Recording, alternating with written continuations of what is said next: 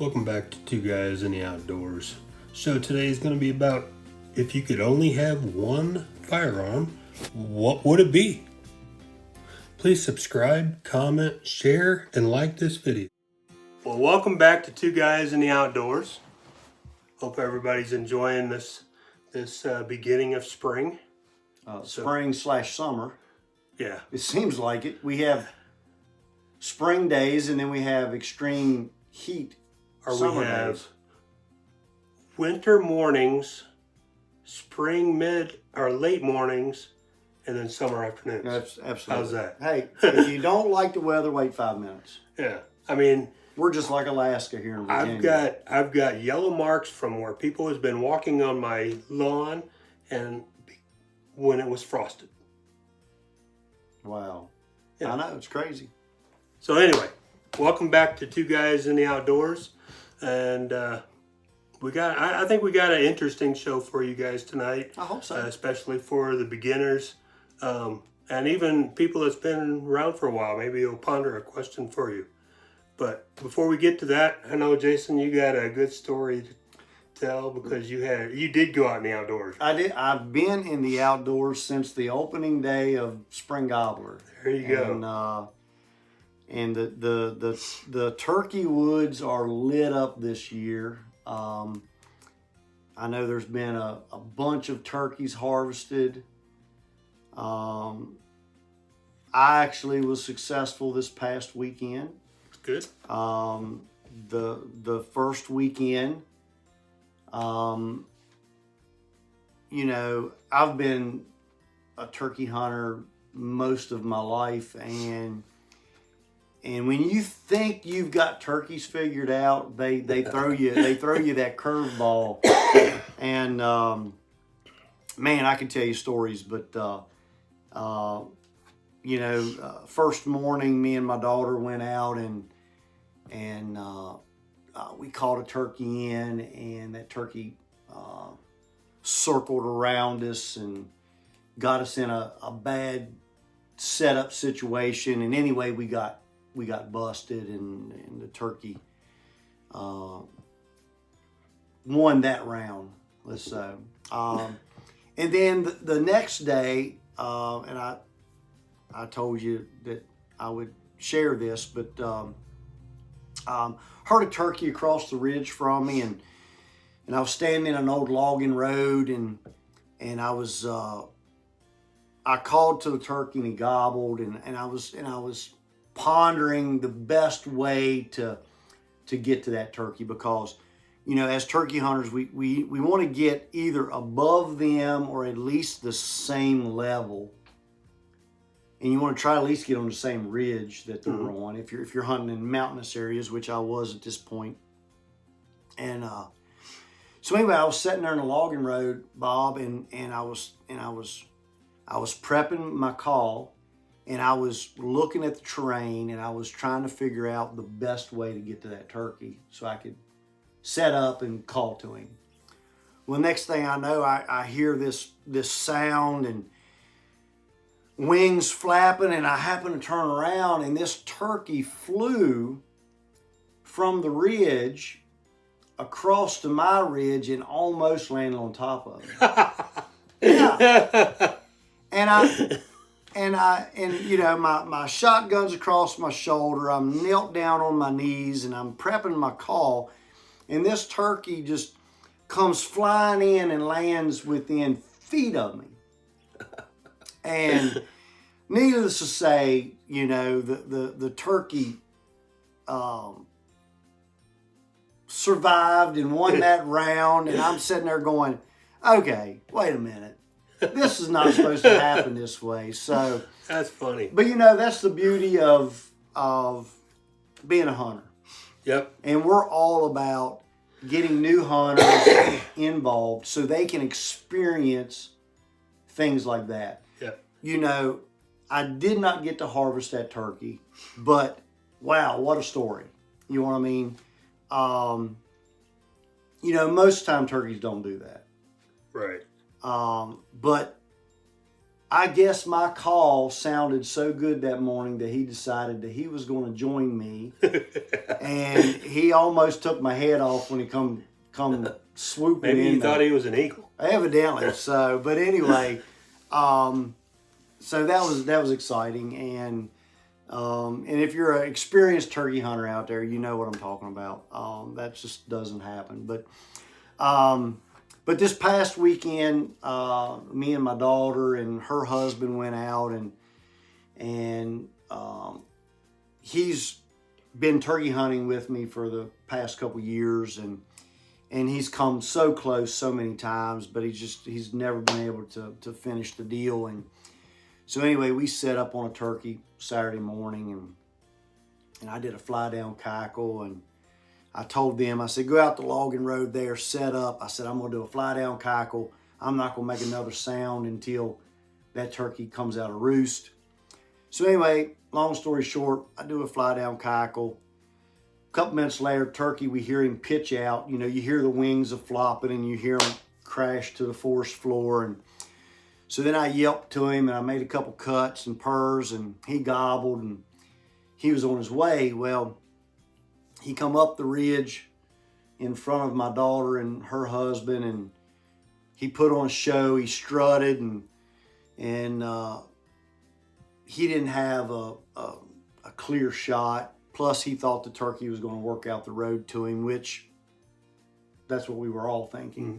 Anyway, the turkey dropped off the ridge and swung around and ended up coming up to my right side. And anyway, they were out of the hunt, and I was lucky enough to harvest that bird. So that's kind of what happened Saturday. But so yeah, that's what I've been doing. And I've been looking for some morel mushrooms. Did you find them? No, because I am the world's worst mushroom finder in the world. You know, I tend to think of myself as a pretty good outdoorsman, but mushrooms tend to avoid me for some reason. But anyway, how about you? What did you get into?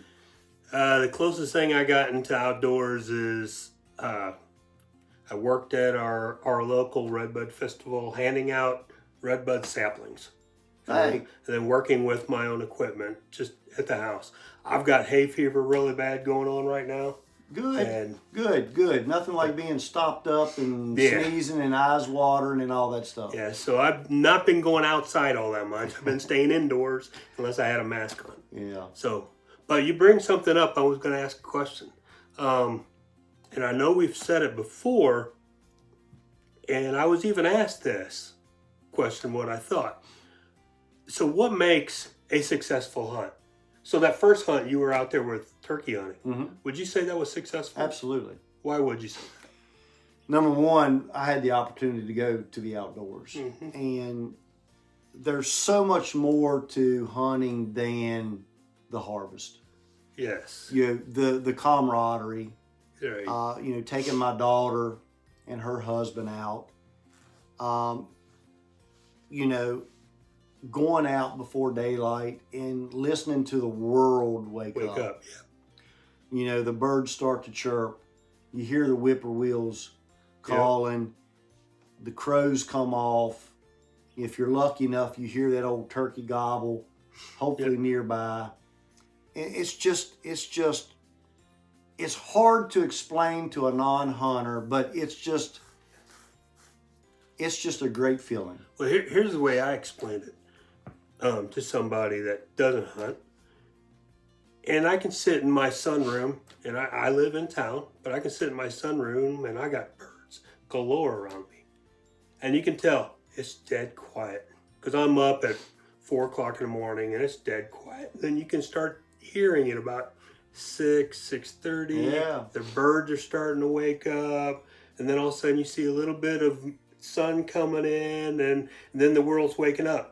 So it's like that. You get to hear Mother Earth come alive. Yeah. Right? So yeah. So those of you that think that you're not successful if you go out into the woods and you're deer hunting, turkey hunting, rabbit hunting, whatever, and you come back with nothing, or you didn't get that trophy buck, right? Doesn't mean you weren't successful. If you got to hear Mother Nature and all her tunes, or you learn something new. Yeah, You know, absolutely. you learn something new. Absolutely. You know that if you're sitting in a farming road, that a turkey may come and try to roost on your head, right? But every time I go into the woods, I learn something new. I found something, or learned something, or I just get to be one with nature, and as a Zen thing. Yeah, and I think as outdoorsmen, and I think just it's ingrained in our DNA that we are explorers. Right.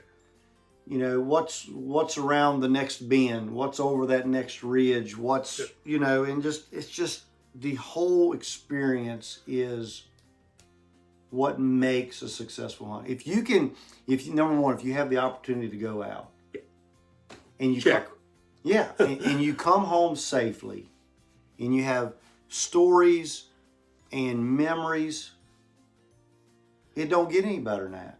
And in memories, it doesn't have to be as they say, a wall hanger, and it doesn't have to be on your Facebook or your Instagram page. The memories could be up here. And you just have to tell somebody. Absolutely. So I just wanted to share that with you guys. Don't think if you're getting into hunting, or if you've been on hunting for a while, don't get caught up with the whole thing. I'm going and I got to get a trophy buck. I got to get that big turkey with the long beard. You know, that doesn't make a successful hunt. That's the icing on the cake. Yeah, that's the icing in the cake. Absolutely. That's right. But the rest of it is the experience. Yeah. So anyway, enough of that.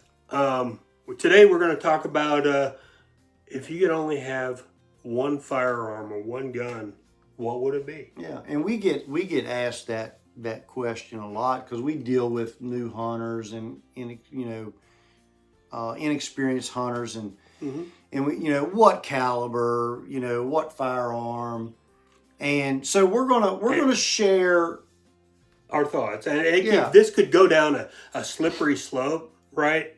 You can start off, if you get into the weeds and get into the technical part, are you going to go deer hunting? Are you going to go turkey hunting? But there is this, we've come up with a simple answer, okay? That it doesn't matter what you're really hunting for, okay? And we're going to get into that a little bit. Yeah. So if you were a new hunter, and I know you've been hunting for at least 1 or 2 years. Yeah. This I think is my second year. Second year, yeah, okay. on that thing, I've been hunting for a minute. Yeah. What would you get if you could only get one and you had to get rid of all the rest of them? Well, which one would you keep? Well, that is for a gun lover, right? A very hard question. Yeah, as a gun lover, that's tough, but it's also very easy. We have. I think every I want to say red-blooded American or, outdoorsman, this is a 22 long rifle. And my land's the game that has been harvested with, just a 22. And we've talked about this earlier in some of our other episodes, for squirrel hunting and small game hunting. Boy, it's hard to beat a 22, but this would not be my choice. But if you're new to hunting, okay, and you're not worried about deer hunting, or you're not worried about big game, and you are going for rabbits or squirrels, this one's perfect because you don't have the recoil. Yeah, absolutely. When I teach kids, when I taught my kids to shoot, it was with a 22, and you've got an optic, a scope, for them to learn to aim and safely handle a firearm, and then when they move up to a larger caliber, the feeling is the same. It's just got a louder sound and a little bit more recoil. Yeah, but that's a perfect gun for somebody that just wants to go out and start shooting a little bit and get used to the mechanics to firing a firearm. Yeah, absolutely. Yeah. But if back to your question, and we get asked this a lot, if I could only own one firearm, or if I have a brand new hunter come to me and they say, what should I buy? You know, my recommendation to them is going to be a 12 gauge shotgun. All right. This here is a 12 gauge pump, right? And this is a 12 gauge Browning pump BPS. And it's chambered in 3.5 inch. So let's talk about we'll get there, but let's talk about why. And you agree with me? This would be your choice, and this is why. A modern pump shotgun, and it doesn't have to be a pump. It could be a single shot. It could be an auto loading. Well, let's talk about that a minute. So you got your pump, you got your auto, you got your over-unders. The pump is usually the one that's on the cheaper side, okay? So especially in Browning, okay? But if you look at any of them, the pump is going to be a little bit less expensive than the semi-auto, right? And even a lot of the better over-unders. Yeah, and my first ever firearm was a single shot H&R 12 gauge. Okay. It was my first ever firearm. Mine was an old 12 gauge JC Higgins pump. There you go. So you was 2 steps above me, because you at least had a. I had 3. You had an auto. Yeah, you had a I had a pump. Yeah. So let's talk about why a 12 gauge shotgun. Okay. Number one, and most important, is I can hunt any wildlife in Virginia with a 12 gauge shotgun. Mm-hmm. I can hunt squirrel and rabbit and quail and dove and turkeys and deer and bear. So I can harvest everything from the smallest of game to the largest of game with one firearm. Now we have elk now in Virginia. And this would harvest any North American big game That's animal. what I was going to say. Yeah.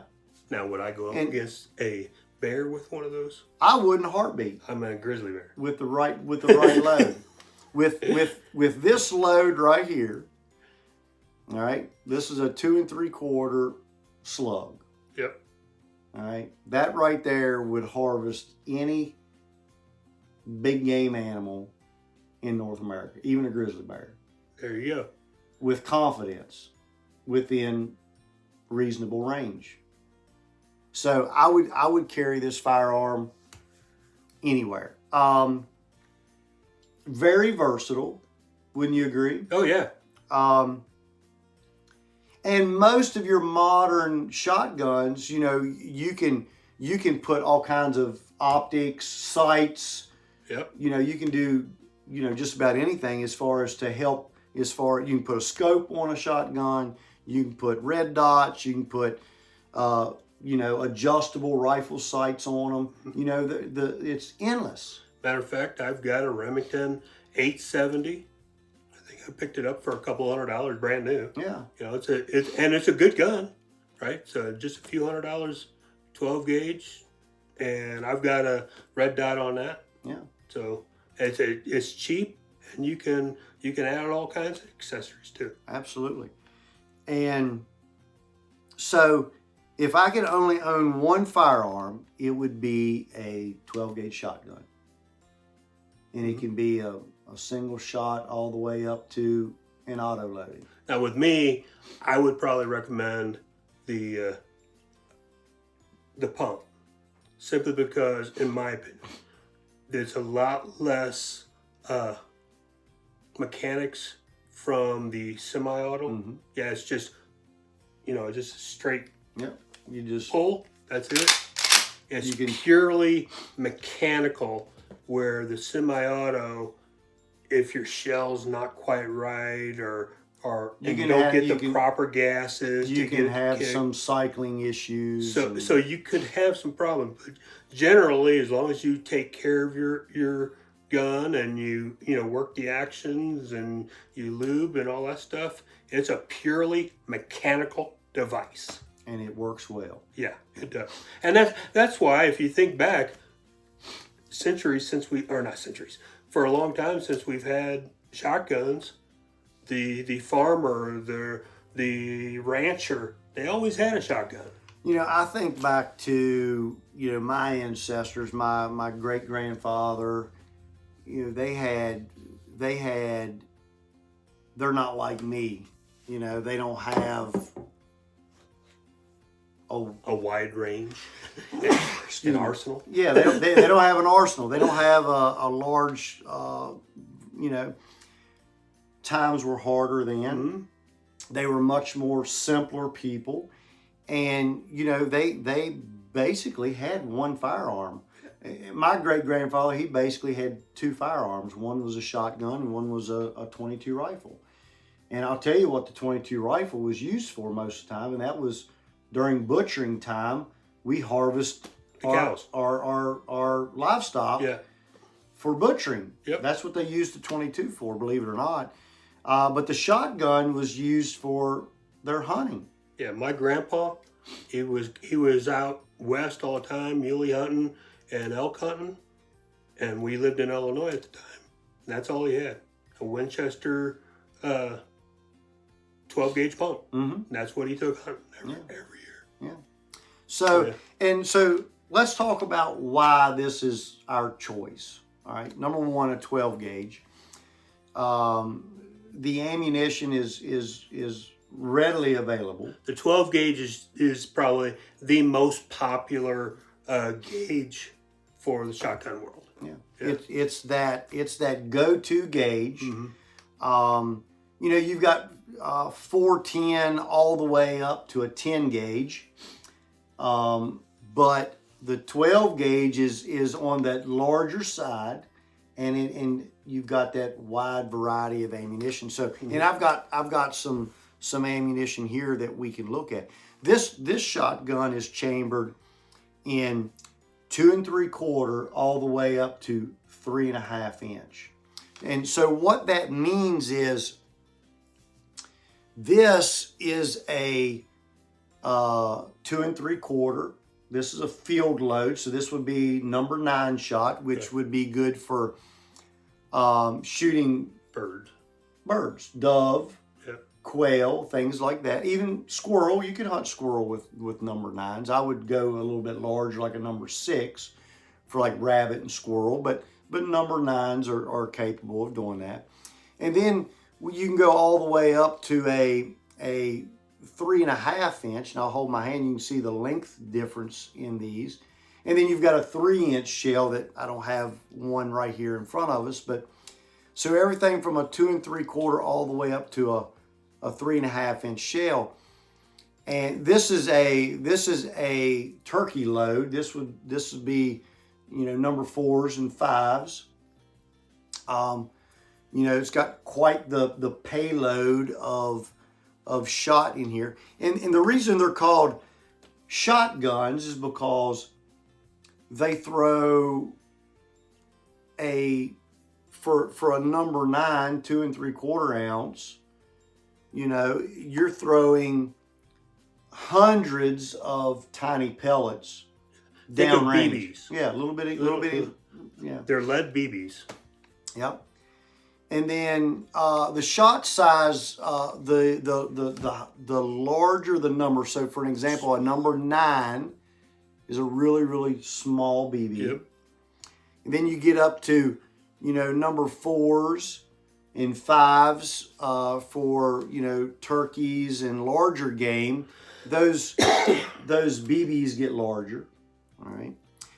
Then here we've got what's called a buckshot, and I'll hold this box up here.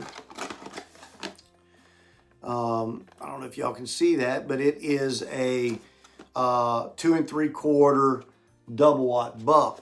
So it's got several 30 caliber balls. They're more like small marbles. Yeah. And the reason it's called buckshot is because, you know, it's capable of taking large game such as deer. Mm-hmm. So, and then we can go to a slug. And so I'll hold this box up here. This is a 12 gauge, 2 3/4, and it is a 1 ounce lead. Yeah, it's got a 1 ounce lead slug in the end of it, so it's like shooting a rifle. Yeah, a very big rifle. Which now with a lot of the modern shotguns, you can get a rifled barrel. Yeah. For a shotgun, which now you put a scope on it, and you got a rifled barrel, and you got a slug. You're shooting 200 yards. Yeah, you're shooting a rifle. Yeah, you're shooting a rifle. So, like we said, we can shoot doves all the way up to our elk size animal here in Virginia with one firearm. With one firearm. And for a new hunter that is just learning and they're maybe looking at purchasing their first ever firearm, this is our opinion, right? Yeah, it's just opinions. Yeah. Yeah. It would be a 12 gauge shotgun. Yeah. I mean, in our mind, it's kind of a no-brainer, right? Because, you know, right here in front of us, we've got 4 different ammunitions. Yep. 4 different shells, and we can harvest anything in North America with these 4 shells. And then you can also go, play around with sporting clays with that too. Yeah. You know, shoot clays, clay targets. So there's all kinds of things you can do with a shotgun.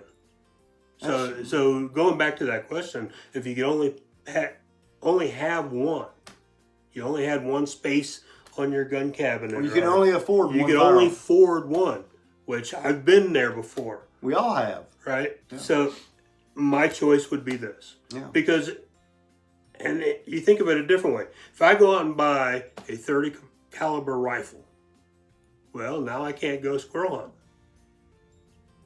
You're not going to go blow a squirrel up with 308. You can't hunt dove. Can't hunt dove. I can't hunt waterfowl. I can't hunt pheasant or quail. That's right. Rabbit. And basically, all I'm going to be doing with that is deer, bear, and elk. Yep. So, and you brought up waterfowl. I don't have a waterfowl load here because in Virginia we got to use a non-lead for waterfowl. But there's a large variety of bismuth and tungsten and steel shot out there that we can use for not only waterfowl, but you can use it for other game as well. And that's a good point. Kate brought that up a little bit in our last campfire. The one I missed. Yeah, that's all right. But she was saying, and I know this, England's already doing it. You can't use lead shot over in England. Okay, Everything's got to be a non-lead. Okay, there's places in the U.S. that are starting to move that. I think it's more out west than it is here on the East Coast.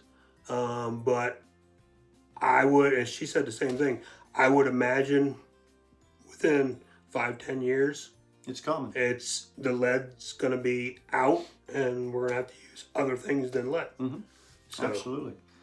So anyway, yeah. So and another thing, I'm gonna point this firearm at our audience. It's not loaded. Oh no. But if you can look, see the 2 grooves. This shotgun has choke tubes, and I should have brought a choke tube up here with us. Here, hold it. You want to go look? Yeah, I've got some. So choke tubes go on the end. Okay. Now on this shotgun, they're inside. You'll see some of them Like my shotguns, they stick out and get a little bit of an air brake, okay? But these are internal. And then some shotguns don't have any chokes, okay? And you're just at the mercy of whatever that barrel is. Yeah. And you can get them barreled in full choke, all the way up. I would purchase a shotgun where you can, which most of them are. Most of them are. It's more into the higher end specialty shotguns.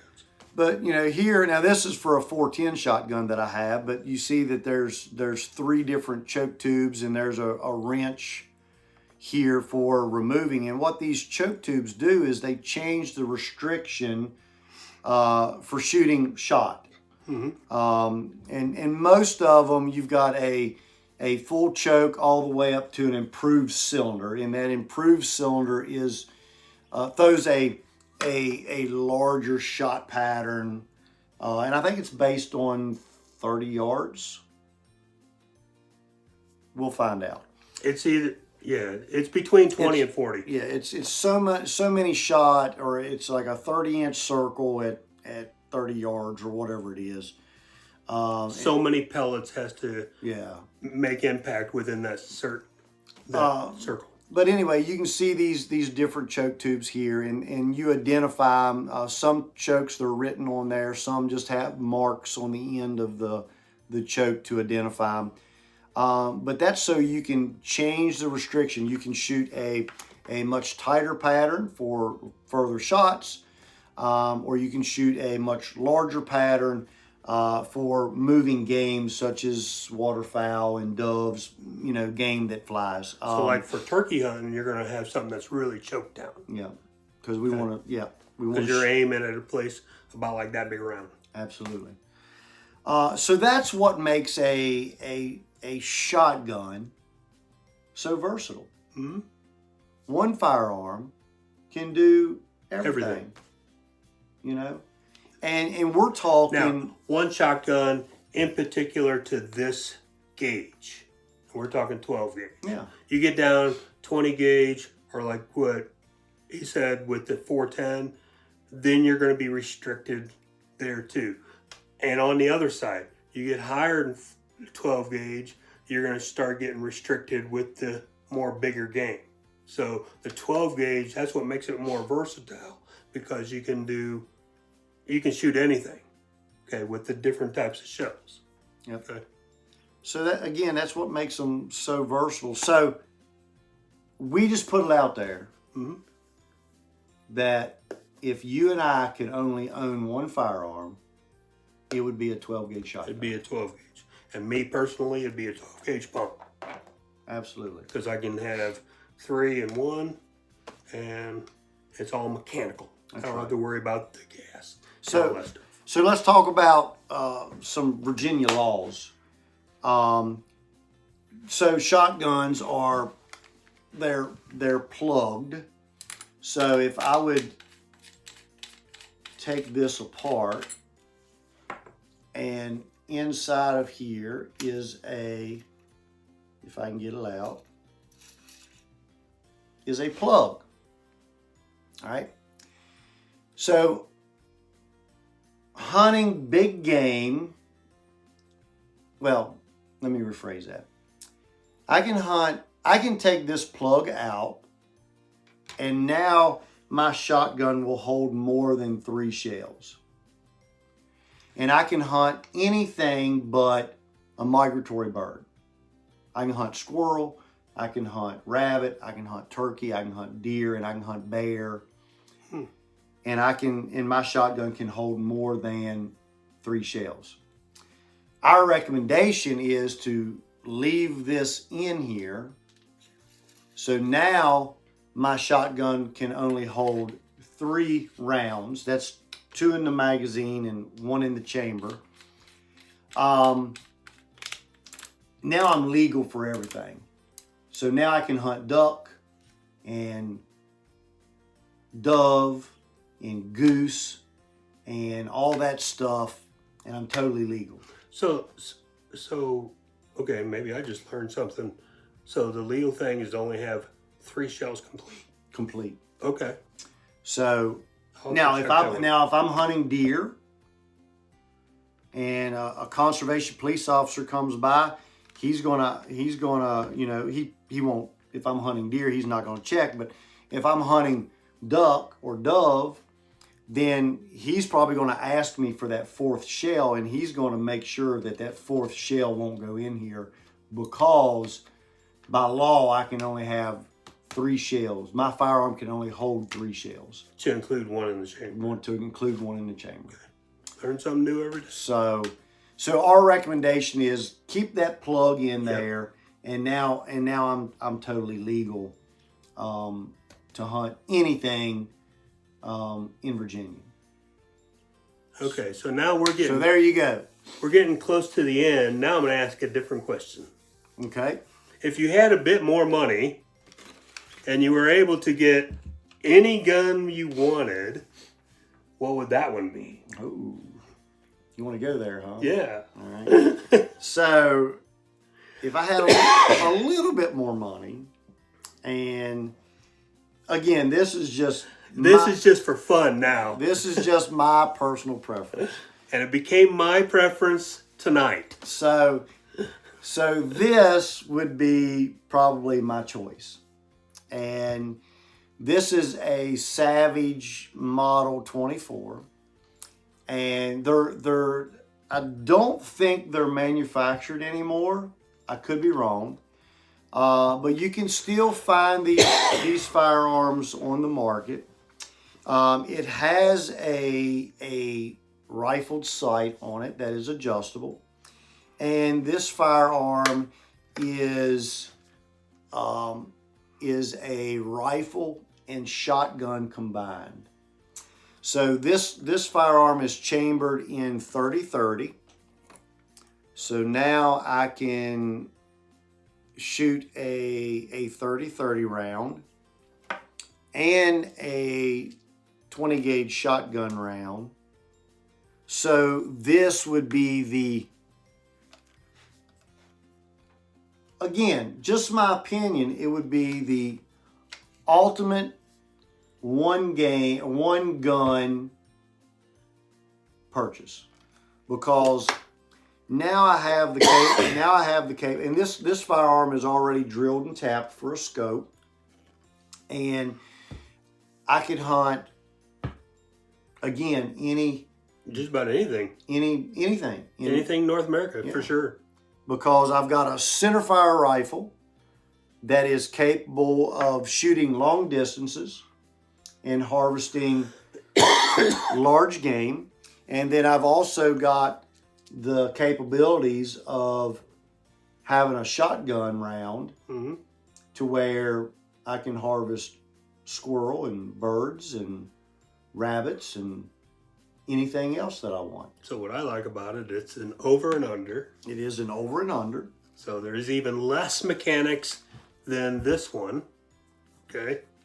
And it has a barrel select switch here on the top of the hammer, to where, you know, let's say, and I tell people this all the time, and I'm not ashamed of it, I'm an opportunist hunter, which means, you know, I could be sitting in a deer stand and all I've got around me that morning is a bunch of gray squirrels. Then I can move this selector down to my 20 gauge barrel and I can turn my deer hunt into a squirrel hunt. And then all of a sudden that buck comes by. I can flip this switch back. Now I've selected my top barrel and I've got a 30-30 Winchester round ready for my deer or bear or whatever. Mm-hmm. So it's... So this is a choice. Okay, this is the good. That's the number one choice. Number one choice. This is the fun choice. That's the fun choice. Yeah. This is not. We don't need it. We want it. That's right. That's right. So, with that being said, hopefully you picked up a few nuggets on that. Like Jason said several times, this is our opinion, but we tried to show you how versatile a 12 gauge pump, a 12 gauge shotgun can be. Okay, and hopefully that helps you out in your selection as a new hunter trying to figure out what do I do now? Okay, so with that, I'm going to sign off and say, get out in the outdoors unless you're like me, fighting hay fever. There you go. And like I always say, you know, keep it simple. Just go hunting. See y'all. See ya. Thank you for watching, and please subscribe, comment, like, and share this video with others.